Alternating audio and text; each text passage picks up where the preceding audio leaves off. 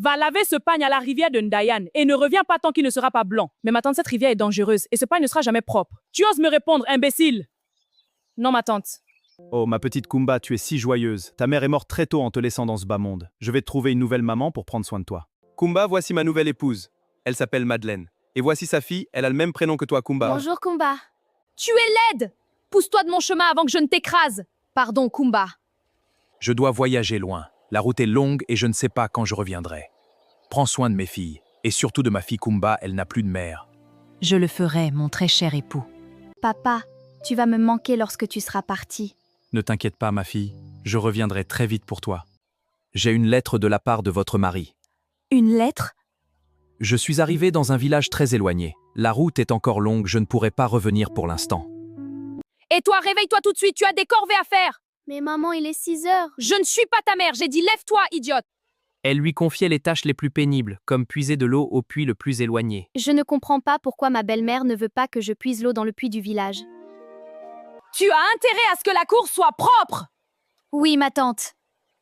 Pendant que l'autre Kumba est en train de se faire belle devant le miroir. Tu vois tous ces vêtements? Tu as intérêt à tout laver et que ce soit propre. Mais ma tante, il y a beaucoup de vêtements. Je m'en fiche, lave tout et ne réponds plus quand je parle. Oui, ma tante.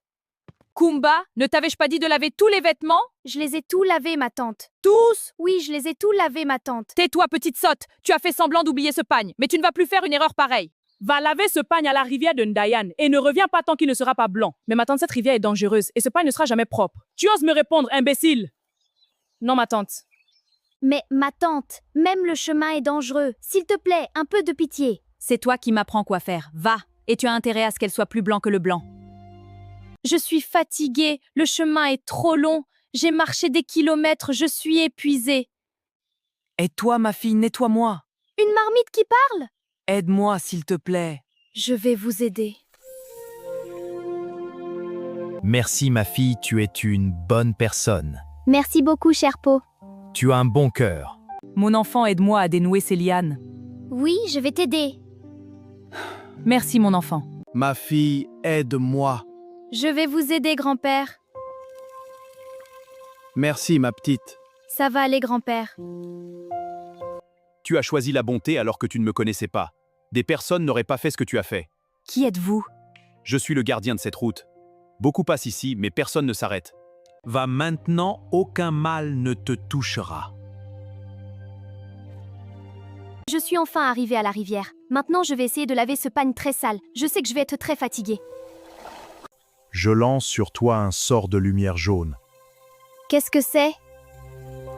Voici ton avenir. Un foyer, la dignité et un époux qui te respectera.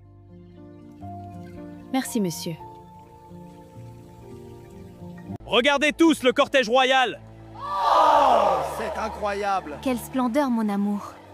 Ma tante, voici le pagne blanc que vous m'aviez confié. Il est comme vous l'avez demandé.